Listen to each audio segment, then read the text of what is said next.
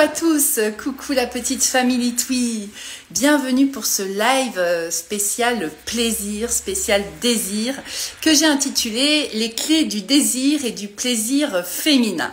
Donc aujourd'hui, nous allons parler de libido, nous allons parler d'intimité, nous allons parler des différents types de plaisir, parce que oui, il y en a plusieurs, et nous allons en parler en toute intimité, sans tabou et en toute confiance avec Nadège Lefort, donc qui est érosexothérapeute et que j'invite à me rejoindre tout de suite. Alors Nadège, tac, est-ce que tu peux m'envoyer un petit message pour demander à rejoindre? Ça y est, je te vois Nadège.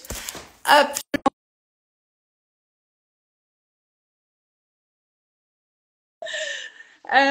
Alors, est-ce que vous m'entendez bien? Est-ce que vous me voyez bien? Est-ce que vous avez des questions? Parce que vous avez été un petit peu timide. Hein. Ah, ils ont été un petit peu timides au niveau des questions. C'est vrai? Coucou Nadège. Coucou. Je suis un petit peu en recalé. Alors attends, je vais décaler un peu mon truc là. Hop. Voilà. Vous me voyez? Oui, là, je te vois. Moi, j'ai pas beaucoup de lumière, mais ça va le faire quand même. Comment vas-tu? Ça va super, et toi? Bah oui, écoute, et puis pour un sujet comme ça, franchement, c'est top. En fin de journée, ça fait du bien, fait un peu du bien. Voilà. Alors, quand je dis un peu de légèreté, finalement, Nadège, alors pour tous ceux qui ne te connaissent pas, je propose qu'ils aillent découvrir ton compte, mais tu es vraiment notre experte Twi, parce que tu es une des premières à avoir dit oui à la famille Twi, à rejoindre. Et ton expertise, c'est surtout au niveau de l'intimité de la femme, de la sexualité. Donc, ça rejoint notre sujet, le désir, le plaisir. Mais tu aides justement les femmes à mieux se découvrir et à débloquer parfois des situations qui peuvent être douloureuses. Donc, on va parler un petit peu de tout ça. Donc, moi, j'ai des questions à te poser. Et donc, si vous voulez en savoir plus sur Nadège, ce que je vous propose, c'est que vous alliez directement sur ton compte Instagram, ou tu as peut-être un site internet. Oui, sur mon compte, il y a tous les liens pour me retrouver. Super.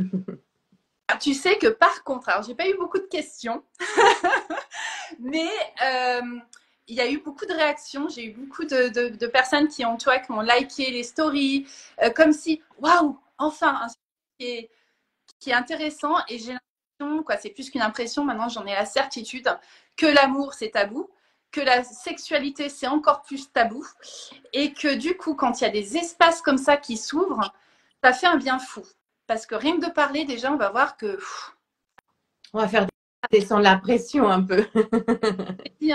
Tout à l'heure, quand on s'est eu, je t'ai dit clairement, je cache à personne, j'ai dit, moi, l'objectif, là, c'est de rassurer. C'est-à-dire, si on sort de ces 20 minutes ensemble, là, en ayant atteint cet objectif-là, fait passer le message qu'il y a finalement, tout est OK. On va voir qu'est-ce qu'on entend par tout est OK. Eh bien, je pense qu'on pourra dire objectif rempli. Oui, c'est ça. On va faire tout notre possible, en tout cas. Ouais. Merci à tous ceux qui nous font des coucous. J'ai pas tout lu. Il y a du monde qui nous rejoint. Ouais, à tous ceux qui nous rejoignent, qui nous font des petits coucous, des petits bonjours, je les vois apparaître. Et puis, posez vos petites questions au fur et à mesure, parce que comme ça pourra être vraiment un espace aussi d'échange entre nous tous. Alors, Nadège, ce que je n'ai pas dit, tu es aussi auteur d'un livre, d'un traité, d'une Bible, comme je dis souvent, traité d'orgasme féminin. Et ce que j'aime dans ton approche, c'est que tu as une approche scientifique. Donc ici, aujourd'hui, ce soir, l'objectif, c'est pas de faire de la conversation de comptoir. Moi, ce que j'aime, et c'est pour ça que j'aime beaucoup travailler avec toi, c'est que tu prends pas de détour non plus pour dire les choses. Tu mens pas le rêve, tu es dans la réalité. Mais quand on est dans la réalité, on se rend compte que finalement, il y a plein de choses possibles, plein d'explorations possibles qui peuvent venir transformer sa vie intime, sa vie amoureuse, et du coup qui peut venir transformer sa vie. Sa vie sexuelle aussi. Exactement, ça passe par là aussi. Alors, ok, donc je regardais, je croyais qu'il y avait une question, mais alors peut-être pour ceux qui ne me connaissent pas de ta communauté ou de la communauté Twi, très rapidement, donc je suis Cathy Gafforini, je suis hypnocoach et initiatrice, animatrice de Twi, les voix de l'amour. Donc c'est un espace d'expression des voix au pluriel de l'amour. Et donc, pour ce faire, je fais des interviews, des contenus vidéo sur Instagram, sur YouTube et des événements. Donc, prochain événement sur Voiron. Et puis, il y a des événements qui vont concerner les personnes célibataires. Donc, très, très, très, très prochainement. Mais ça, j'annonce tout ça la semaine prochaine. Voilà, voilà. Alors, on peut y aller? C'est bon pour toi? Oui, super. Écoute, moi, je vais me présenter aussi. Je suis Nadège Lefort, donc je suis sexothérapeute, érothérapeute et je suis aussi thérapeute énergéticienne, ce qui fait que j'ai une approche pluridisciplinaire et psychocorporelle parce qu'on va le voir, passer par le corps, c'est super important. Et voilà. Oui. Alors moi, pour commencer, j'ai une question qui n'est pas forcément très simple, hein, mais tu sais qu'ici, j'ai vu déjà passer aussi quelques hommes. J'ai dit, ce live est ouvert aussi aux hommes. Et donc, j'ai choisi d'intituler ce live « Les clés du désir et du plaisir féminin » parce que tout simplement, en ce moment, tu proposes, tu offres, parce que c'est offert, différentes masterclass, mais là, pour le coup, c'est réservé aux femmes. Et dans cette masterclass, tu vas justement délivrer des clés, mais vraiment en profondeur, c'est-à-dire donner des conseils, donner des outils, etc. Donc là, objectif aujourd'hui, c'est pas des clés concrètes, mais c'est d'ouvrir des portes, ouvrir un champ des possibles. Et puis pour les personnes qui souhaitent venir te poser des questions, parler, voilà, en savoir plus sur ce sujet, je les invite à se diriger vers ton compte pour s'inscrire à ta masterclass. Oui, mais qui a lieu demain soir, on sera le jeudi 18 janvier à 20h. Alors, le désir, plaisir, alors déjà c'était au pluriel. Hein. On a dit pour donc désir, plaisir féminin. Est-ce que ça veut dire que le désir et le plaisir pour les hommes, ça fonctionne d'une toute autre manière que pour les femmes? Oui et non. Oui, parce qu'anatomiquement, on n'est quand même pas constitué tout à fait pareil. Donc, l'accès au plaisir est pas forcément le même. Et non, parce que j'aime bien ne pas genrer le désir et le plaisir, mais plutôt expliquer, exprimer qu'ils sont pluriels. Et que donc, qu'on soit un homme ou une femme, on peut avoir envie de se connecter à l'autre sous plusieurs formes de désir pour avoir accès à plusieurs formes de plaisir.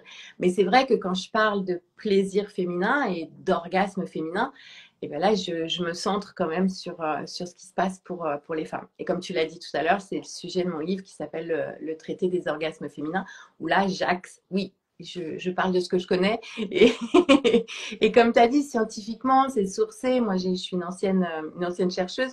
Donc, j'ai gardé ce petit côté un petit peu, voilà, de dire des choses vraies, en fait.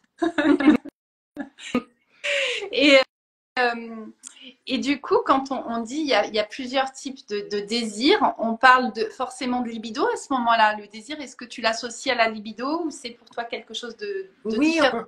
Oui, on peut dire à nouveau hein, les termes qui sont désignés pour parler du désir. La libido, c'est quoi? C'est le désir de s'engager sexuellement dans un rapport, en fait. Donc, la libido, bien sûr qu'elle est liée au désir. Ouais, ouais. Et il y a plusieurs formes de libido, donc. Ok. Et moi, j'ai une question, alors qui me concerne femme hein, aussi. Mais tu sais, on entend souvent dire que les femmes, nous avons moins de libido que les hommes. Est-ce que c'est une fausse croyance?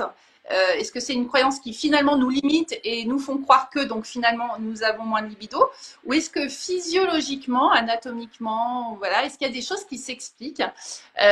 Voilà, est-ce que en tant que femme, moi par exemple, il y a des fluctuations de libido? Est-ce que c'est normal parce que je suis une femme ou est-ce que c'est normal parce que je suis un être humain? Est-ce que voilà, est-ce que c'est propre à la femme? C'est normal parce que tu es un être humain. Les hommes et les femmes ont des fluctuations au niveau de leur libido. Et parce que tu es une femme, tu as peut-être encore plus une fluctuation cyclique par rapport à notre cycle menstruel. Nous, les femmes, notre libido, elle peut varier. Peut-être que tu as remarqué qu'au moment de l'ovulation, tu as un petit pic de libido. La nature, elle est bien faite parce que le moment de l'ovulation, c'est le moment où on peut faire des bébés, comme par hasard. Mais il y a plein d'autres facteurs qui peuvent faire que notre libido, elle est fluctuante. Donc, on l'a dit, notre cycle hormonal, ça peut être la grossesse, après l'accouchement, la période autour de la ménopause. Pour les femmes aussi, moi, je reçois beaucoup de femmes en consultation qui me disent, Nadège, je suis ménopausée, ma libido, elle a fait ça. Oui, mais c'est pas obligé qu'elle reste tout en bas, ta libido. On peut aller travailler sur ça. Ça, c'est la bonne nouvelle quand même. Et puis, tout au cours de notre vie, quand même, on rencontre plein de périodes où notre libido, elle peut être un petit peu plus basse. Et c'est ce que tu as dit tout à l'heure, c'est OK de passer par des périodes où notre libido, elle est plus basse. Pour plein de raisons différentes. Quand tu es dans une période de deuil, de dépression, des fois, il y a la prise de médicaments aussi qui peut diminuer la libido. Ce qu'on ne dit pas assez aux femmes, c'est que la prise de la pilule aussi, c'est un facteur très, très, très, très important. Je ne dis pas qu'il ne faut pas prendre la pilule, hein. Je dis juste, moi, j'aurais bien aimé qu'on me le dise quand j'ai pris la pilule, que ça, quand j'étais jeune, que ça pouvait avoir une répercussion sur ma libido. Donc, il y a tout plein de facteurs, en fait, qu'on pourrait énumérer pendant des heures, la maladie, les traitements, etc. Et puis, il y a aussi le fait que quand on est engagé dans plein de projets, toute notre énergie, y compris notre énergie sexuelle, puisque tu le sais, hein, moi, mon idée, mon image, et je sais que tu me rejoins là-dessus, c'est que notre énergie sexuelle, notre énergie vitale, c'est la même chose en fait.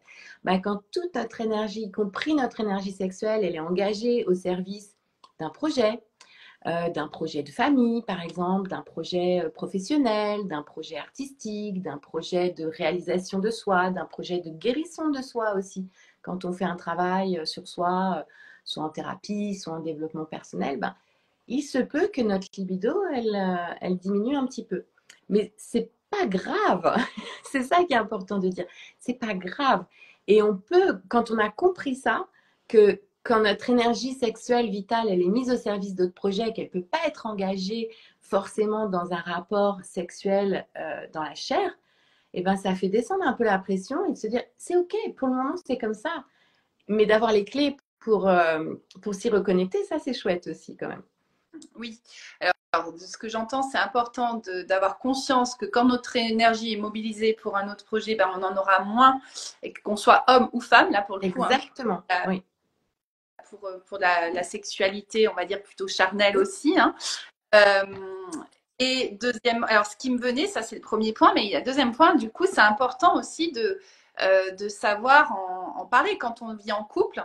C'est important aussi de pouvoir. Ah, Nadège, on a perdu Nadège. Alors, Nadège, est-ce que tu peux nous retrouver mon experte? Parce que moi, je peux en parler. Hein. Donc, je vais laisser Nadège me refaire un petit coucou. Hop, Nadège Lefort. Ça y est, elle me rejoint. Nadège, est-ce que tu arrives à me retrouver? Oui, C'est les je sais pas. aléas du direct. Je disais que justement, c'était important aussi d'en parler, c'est-à-dire, ok, je sais comment je fonctionne, que c'est normal. Euh, et du coup, quand on est avec un partenaire quand même, c'est important aussi de rassurer notre partenaire parce que ça peut vite faire l'objet d'inquiétude finalement pour sa vie amoureuse, au-delà de sa vie intime, dire mince, ça se trouve, il ne m'aime plus ou elle ne m'aime plus, je suis plus, il me désire plus, donc ça renvoie un peu une image de nous-mêmes un peu plus négative, ça peut toucher notre confiance. Du coup, c'est important d'identifier comment on fonctionne. Et c'est important aussi de savoir dire les choses à son partenaire. Est-ce que c'est des situations que tu rencontres où justement la sexualité, la baisse de libido va carrément limite faire capoter Oui, la. j'ai beaucoup de couples qui viennent me consulter pour une problématique de désir et souvent il y a un des deux partenaires qui se sent frustré, voire désaimé parce qu'il ou elle se dit en fait si l'autre n'a pas de désir pour moi, ça veut dire qu'il m'aime pas quoi. Alors que ça n'a rien à voir. Ça n'a rien à voir. C'est juste qu'on n'a pas tous la même façon de se connecter au désir et pour faire deux grandes catégories de désir, de libido, on peut dire qu'il y a la libido spontanée et la libido réactive. Donc, une personne qui a une libido spontanée, ça veut dire que bah, c'est un petit peu tout le temps pump it up, toujours la libido en éveil, une épaule dénudée, ça te donne envie, tu penses à une petite chose un peu érotique ou tu vois, tu écoutes un podcast, tu vois des images, allez, c'est parti, ça te met en émoi. Mais tout le monde fonctionne clairement pas comme ça et la majorité des personnes, en tout cas moi que je vois en consultation, ont une libido réactive. Ça veut dire qu'il faut venir les chercher et quand je dis venir les chercher, pas forcément que la personne vienne les chercher. Il faut venir les chercher au niveau de l'environnement, que l'environnement soit propice, que les conditions soient propices pour les mettre en émoi, pour les mettre en éveil, pour les mettre dans cet espace où le désir il peut être présent. Donc, qu'est-ce que ça veut dire des conditions propices? Ben, ça veut dire, par exemple, avoir une connexion un petit peu sexy au quotidien. Ça veut dire, par exemple, avoir eu le temps de décompresser de sa journée de travail ou de sa semaine de travail. Ça veut dire, par exemple, passer du temps ensemble, avoir des moments de qualité, avoir... voilà. Peut-être que les enfants soient couchés, peut-être que l'espace soit agréable, qu'il y ait une petite bougie, en tout cas, il y a la plupart des personnes, elles ont une libido réactive et donc elles ont besoin de bonnes conditions pour avoir envie d'aller vers une relation, vers un rapport, en tout cas sexuel dans la chair, quoi. C'est pas on claque des doigts et ça y est, ça marche pour tout le monde, quoi. Ça, c'est ce que nous vendent les médias, mais c'est pas vrai. Donc, il faut vraiment détabouiser ça et dire sortir de la norme, en fait. Et c'est la plupart du temps, quand ça ne fonctionne pas au niveau du désir, c'est parce qu'on est dans une norme, dans une société qui nous fait croire que si on aime quelqu'un, on devrait avoir du désir tout le temps, 24 heures sur 24. Ben non, ça ne fonctionne pas comme ça. Donc déjà, prendre conscience de soi, de ça et de soi, ça fait relativiser un petit peu les choses et se dire quand on est en relation, ben, discuter, échanger, c'est ce que tu me posais comme question, partager avec l'autre qu'est-ce qui nous met en émoi, qu'est-ce qui nous met en désir. Et pas que dans la sexualité d'ailleurs, dans la vie en général. Qu'est-ce qui me donne du désir? Pourquoi j'ai envie d'avoir du désir et du plaisir? Parce que quand on se connecte au désir, c'est que derrière, il y a déjà la notion de plaisir qui apparaît. Et donc, si je veux avoir du désir pour quelque chose, très souvent, je sais un petit peu le plaisir auquel je m'attends. Pas tout le temps, mais souvent. Ben aussi, s'il n'y a pas de plaisir dans la sexualité, je ne vais pas avoir de désir pour quelque chose qui ne me donne pas de plaisir. Ouais, et ça rejoint toujours, quand je t'entends, c'est vraiment la dynamique de Twi. Hein, Twi, tu sais qu'à l'origine, hein, c'est vraiment ça que j'ai ressenti. Je me suis dit, pour rentrer de manière spontanée, naturelle, en relation avec l'autre, ça passe par rentrer déjà en relation avec soi-même. Donc, bien se connaître, mais c'est également rentrer en relation, donc dans son intimité aussi. Donc, savoir justement qu'est-ce qui va faciliter pour nous, alors psychiquement et corporellement, la montée du désir, qu'est-ce qui nous donne du plaisir et sachant que ce qui va me donner du plaisir à moi, hein, si j'ai bien compris, c'est pas forcément ce que toi tu vas par exemple ressentir. Hein. Et vu que c'est très tabou, finalement, on n'en parle pas. Donc, c'est super important de vraiment rentrer en relation avec soi-même, mais oser des explorations qui ne sont pas forcément celles qu'on nous transmet à l'école ou qu'on nous transmet quand on est, ouais, quand on se débrouille un petit peu comme on peut, quand on est jeune, adulte, ben on va regarder, voilà, et ça va être vite au travers de la pornographie, des choses comme ça, qui sont très loin de la réalité, et finalement, ça fout des complexes à tout le monde. Et pour moi, c'est ça qui tue l'amour. C'est toutes ces images qu'on a bouffées, tout ce que, oui, ça fait partie de la sexualité, mais il n'y a pas que ça. Exactement, exactement. Et souvent, quand je vois des personnes qui viennent en couple pour une problématique de désir ou de plaisir, et je leur demande est-ce que vous avez déjà fait essayer quelque chose? Alors oui, on a vu une thérapeute ou thérapeute de couple, bah oui, mais elle n'était pas sexo. Donc du coup, au niveau conseil, c'était pas top. Ou alors, on a vu une sexothérapeute, puis elle nous a dit qu'il fallait mettre un petit peu de piment dans notre vie. Alors, du libertinage, du kinky, du... Ben ouais, mais ça convient pas à tout le monde. Ça va convenir aux personnes qui veulent avoir une sexualité transgressive, par exemple. Mais ça ne peut pas convenir à tout le monde. Donc le message que je veux vraiment que vous reteniez, c'est que la norme dans la sexualité, c'est un mythe. Ça n'existe pas. Et ça ne peut pas convenir à tout le monde. Donc les conseils que je pourrais donner, c'est de sortir de cette norme et d'explorer non pas impossible, mais les possibles. Et Et le kink, le transgressif, c'est une des formes de possible, mais c'est clairement pas la seule, quoi. Et il faut les connaître du coup pour les explorer. Parce que c'est là que des fois on est démunis. Et là, je sais que toi, tu as différents outils, donc on ne va pas tous les présenter. Ça pourra faire l'objet d'autres rencontres ensemble. Sinon, on en a pour 3 heures. Après, que la première chose, ben, il y a déjà ton livre qui peut donner des clés, mais au-delà de ça, il y a les hérotypes, qui un outil qui est magique. Donc voilà, il y a vraiment des outils qui permettent d'aller explorer des univers qu'on ne connaît pas.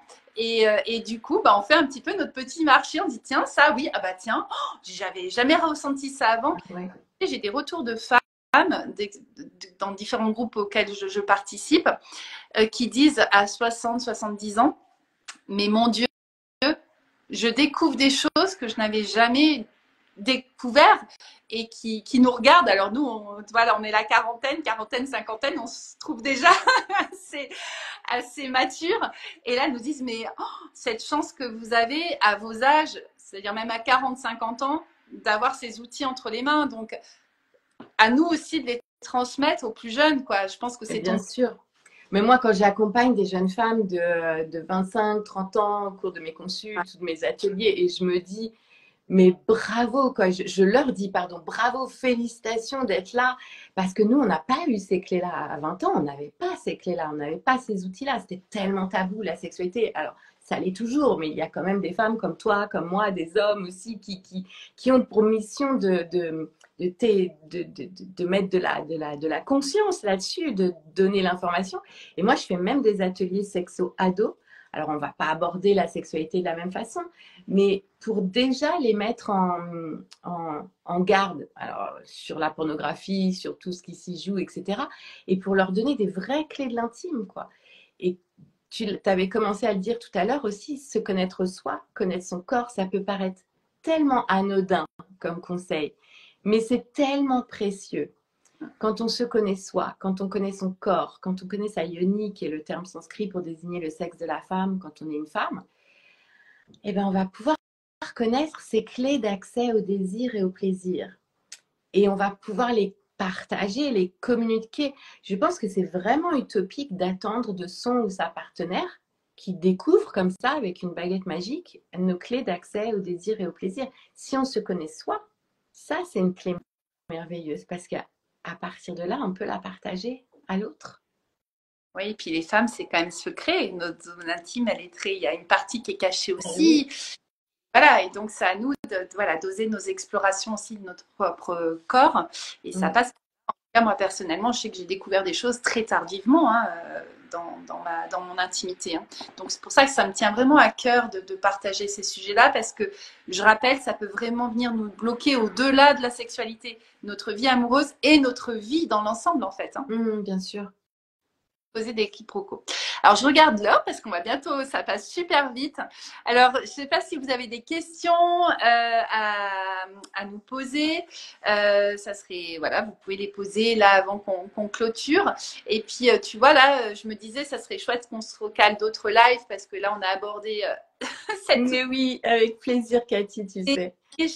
Chouette, c'est que tu as quand même ta masterclass, donc les hommes, vous attendrez le ouais, il y en aura peut-être une pour les hommes, mais celle-ci, elle est réservée aux femmes pour demain soir. C'est chouette parce que pour moi, ça va ensemble. C'est bien d'avoir des temps entre femmes, c'est indispensable. Moi, personnellement, j'aime ces espaces-là. Comme je dis, c'est un peu rentrer en relation avec nous avant de rentrer en relation avec les hommes. Niveau, à notre échelle. Et donc voilà, si vous voulez approfondir ce sujet, poursuivre cet échange, recevoir les clés, d'autres clés, parce que tu nous en as déjà transmises, eh bien, je vous invite à rejoindre Nadège demain soir. Et puis, alors, je regarde. Et il y a une autre chose que je voudrais te partager, vous partager, dont on n'a pas parlé, c'est se libérer des blocages aussi, parce que tu sais que moi, je suis spécialiste des douleurs intimes. Et quand on a des douleurs dans l'intimité, dans la sexualité, et ben du coup, ça donne pas envie d'y retourner. Donc c'est un petit peu le cercle vicieux. J'ai mal, j'ai peur d'avoir mal, donc ma yoni elle se ferme, j'ai encore plus mal et puis j'y vais plus quoi. Et j'ose même plus regarder, toucher l'autre des fois ou être touchée de peur que ça entraîne un rapport. Donc aller se libérer des blocages physiques, mais aussi psychiques, psychologiques, des traumas s'il y en a eu. Ça c'est une des clés de l'intime aussi. Il faut pas hésiter à travailler sur ça. C'est vraiment libérateur et source de guérison et d'expansion derrière. Ouais, merci de le rappeler, en effet. Et comme tu le dis très bien, il y a des blocages physiques et psychologiques, Oui. psychiques. On parle de trauma. Voilà, ça peut être des traumas, mais c'est pas forcément des événements qui sont qualifiés de traumatisants. Ça peut être des fois des petites choses très minimes, mais qui sont passées un petit peu dans notre inconscient. Et parfois, on ne sait pas pourquoi. Il y a quelque chose qui va venir nous, bah, justement, nous faire un petit peu rentrer, nous bloquer, hein, c'est ça. Et voire nous faire mal, voire nous dégoûter aussi. Moi, Oui, c'est des choses. j'insiste sur le fait que les traumas, c'est pas forcément des traumas sexuels. C'est-à-dire Ouais. qu'il n'y a pas forcément eu abus, viol, attouchement, mais c'est des traumas qui vont toucher à ton intime. Je prends souvent le cas d'une de mes patientes qui avait fait du vélo quand elle était petite et qui est tombée sur le cadre du vélo, qui s'est blessée au niveau de sa yoni et puis elle l'a pas dit, elle l'a caché. Donc on est dans le non-dit, on est dans la douleur, on est dans le trauma et sa yoni elle s'est fermée. Donc derrière, après, on a des dyspareunies, du vaginisme pour les femmes, des choses comme ça. Et pour les hommes, il y a évidemment les mêmes problématiques, hein. Et puis ça peut venir aussi de l'éducation que tu as reçue, de la religion, des dictats, des croyances qu'on t'a transmises. Donc tout ça, c'est des choses à libérer. Eh ben, merci beaucoup, Nadège. Alors, tu sais, j'ai une pensée pour toutes les femmes, là, connectées. Et j'ai une pensée aussi pour tous les hommes, parce que là, on a beaucoup parlé de femmes.